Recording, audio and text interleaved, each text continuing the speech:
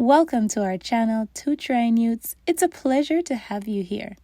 If you're a new subscriber, we're so glad you joined us. If you're a returning member of the family, wagwan! Let's talk about self-care. Lee and I, whenever we turn over an apartment, we often discuss a topic, listen music, or just share jokes with one another. This time, we decided let's talk about self-care and let's share that with you guys. Self-care. What is it? The dictionary defines it as the practice of taking an active role in protecting one's own well-being and happiness, especially during times of stress. Have you been doing that lately? I have a quote that I absolutely love. It says, "Self-care means giving the world the best of you instead of what is left of you." Too often, I think, we do this. As many of my friends, family will know, once we start talking about a topic and I get so interested in it, I can't help myself. So I do a deep dive. And that's just what I did. And I want to share some things I found out about self-care with you. The term self-care was coined in the 1950s. Initially, it was to describe how patients who were institutionalized could cultivate a sense of self-worth through acts of care and preservation. Then it picked up steam in the following years, particularly in the academic circles. I bet you never thought of self-care that way. The term would then spread from the medical community to the larger community in the 1960s, thanks to civil rights activists, particularly the Black Panther Party. Wow. Oftentimes, it seems like us as Black people, people of color, Caribbean people, we prioritize work, and more work. Even though as an island girl, our culture is always vibrant and filled with energy and vibes, there's also a culture of work. So it's nice to know that the Black Panther Party had a hand in spreading ideas and thoughts around self-care.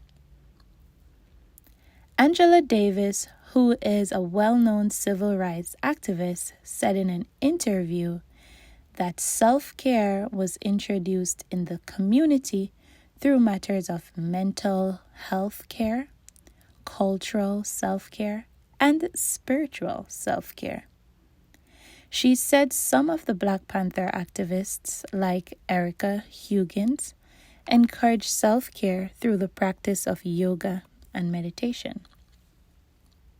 Since then, however, self-care has taken on different meanings. When we look at the 80s, that fun, energetic, vibrant era that gave us some of the greatest musical talents. What was self-care back then? Well, it was measured with words like time management, productivity, and work-life balance. Either individually or through a company-led training, we are introduced to do more with less.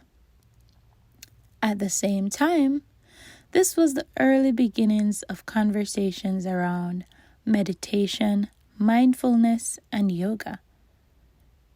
And over a decade, we see that gaining more and more traction.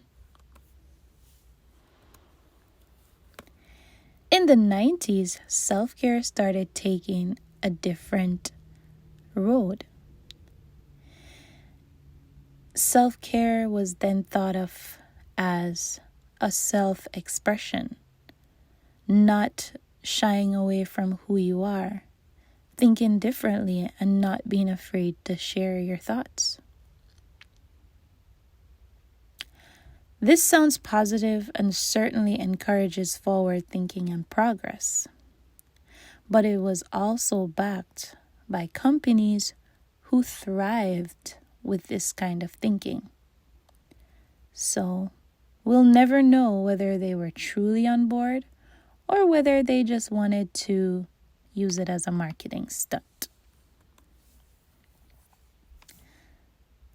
How about now? What does self-care look like now? We fast forward to our current world where we are constantly bombarded with demands of work, social media, social issues, relationship demands, family demands. We are left to determine how we will find or create the balance that is needed. My tip? Just start. What can you take away from your to-do list today by delegating, outsourcing, or simply releasing? When you take one thing away, add one thing that you do just for you.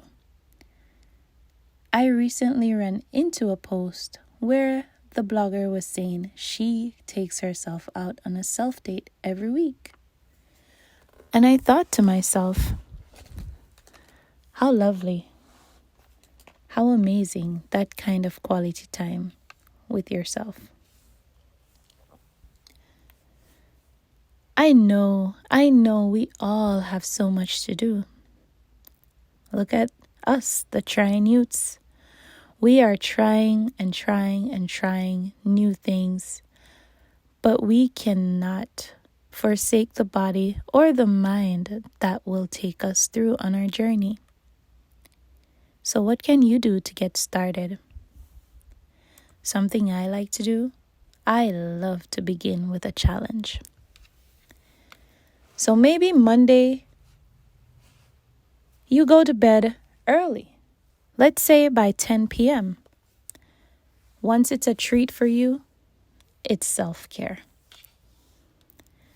Start by committing 2 weeks, just 2 weeks out of 1 month.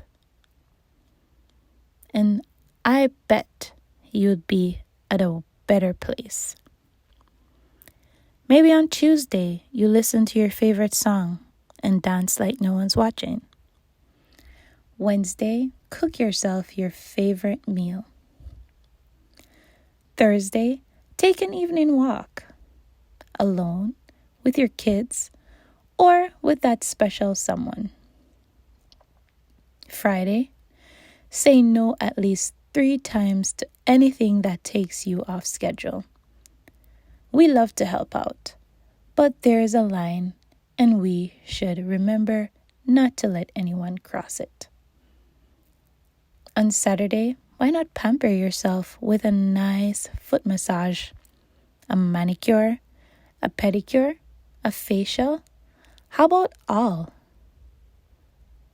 Sunday, sleep in for at least an hour or spend your hour meditating and praying.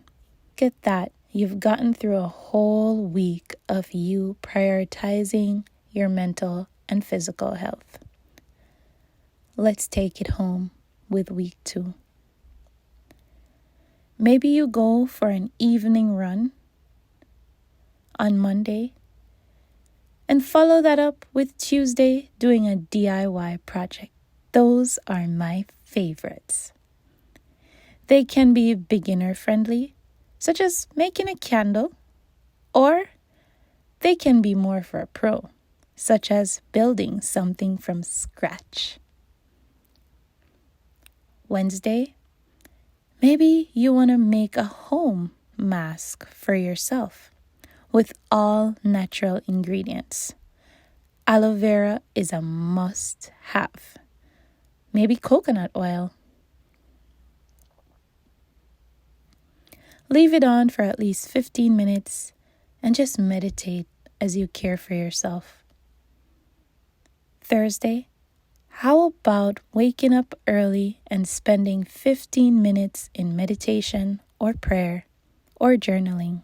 All of those options are great. Friday, call 3 loved ones and express your gratitude for them. Reflect on your 2 weeks. Note in your journal what you learned from this experience. That's it for this video, guys. Thank you so much for watching.